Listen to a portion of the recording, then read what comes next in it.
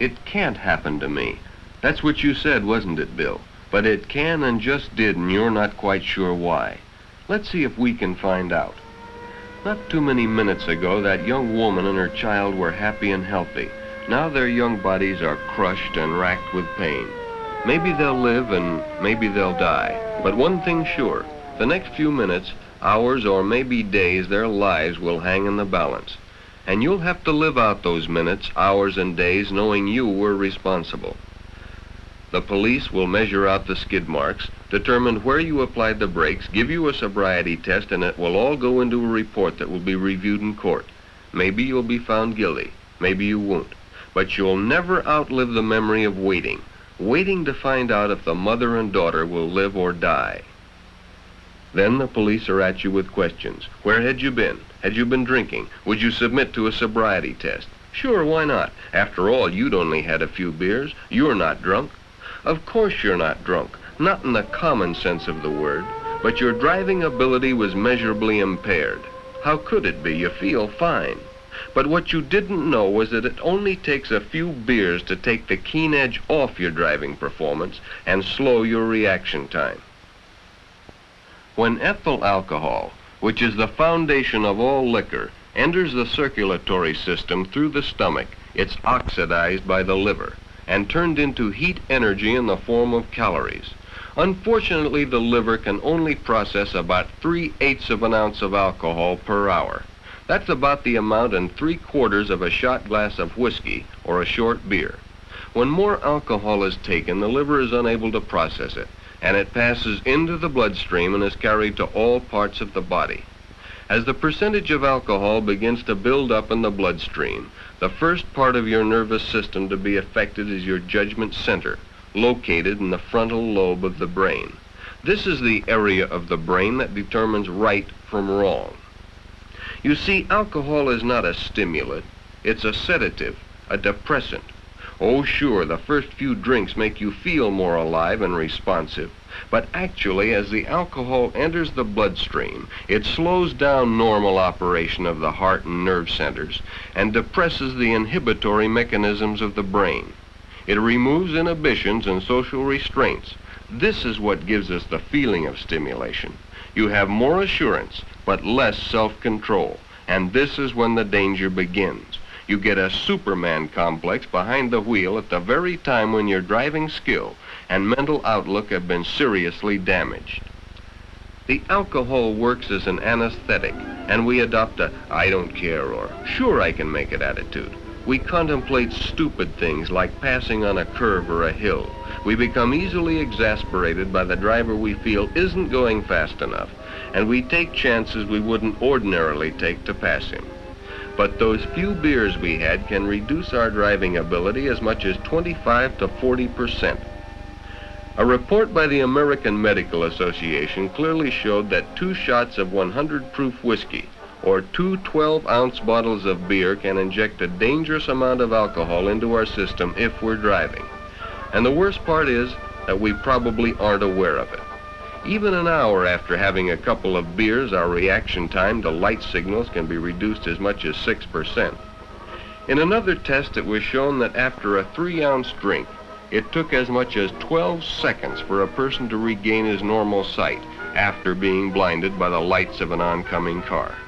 At 60 miles an hour, that would be over 1,000 feet, or 1/5 of a mile of blind driving. Alcohol sometimes causes visual distortion, too. Things become blurred and indistinct.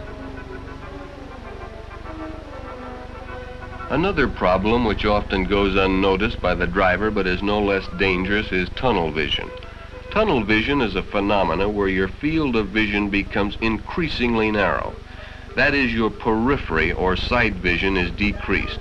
This makes you vulnerable to cross traffic and is often the cause of sideswipe or intersection accidents.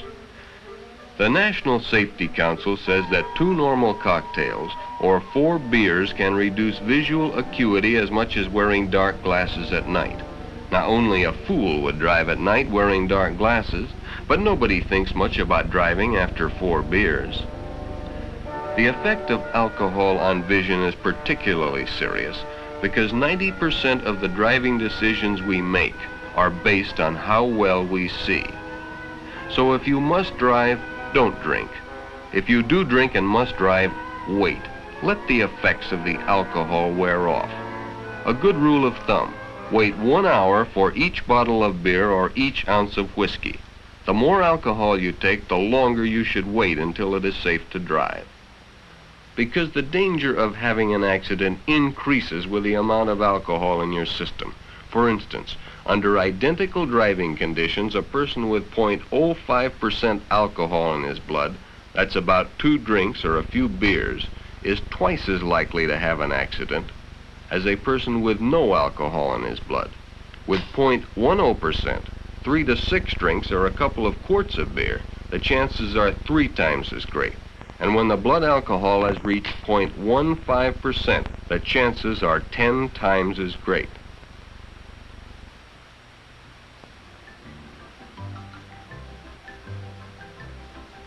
A common misapprehension of the drinking driver is that when he first drinks, that is, during the absorption period, as it's sometimes referred to, the individual readily feels the effects of the alcohol.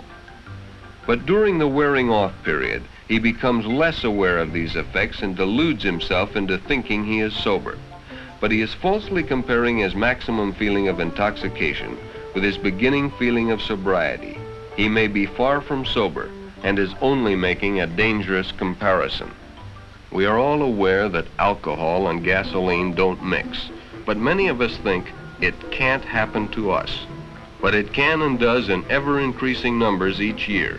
And it isn't until we have an accident that we seriously ask ourselves why we had that extra drink.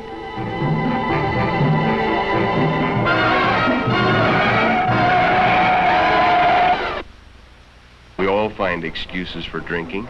Bills weren't so different from the rest. A need to belong, a desire to go along with the group, try something new. It may start innocently enough, a few beers with the gang.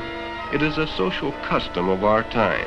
But today that social custom is invading our society at a younger age than ever before.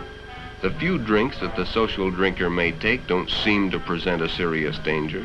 But the trouble with drinking and driving is that it is always too late when the emergency arises and our reactions are too slow to avoid disaster. It is readily agreed by authorities and tests that driving skills are to a degree a matter of habit, built up over long periods of practice.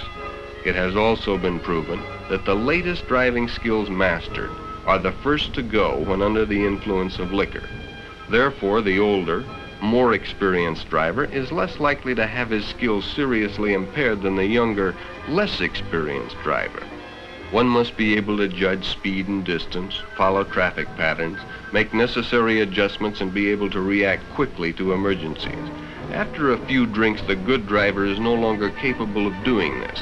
He has become a poor driver and is a danger to himself and others.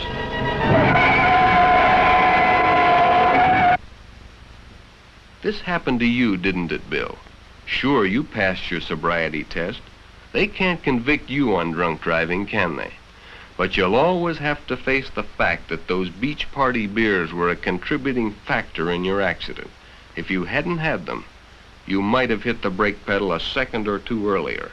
Those skid marks on the asphalt would have stopped on the right side, not the wrong side of that young woman and her daughter. The report just came through. The little girl died on the way to the hospital, and the mother will probably never walk again. No matter how your trial comes out, you'll always have to live with those facts, won't you, Bill? A child dead, a mother crippled. Not a pleasant future to face at the age of 18.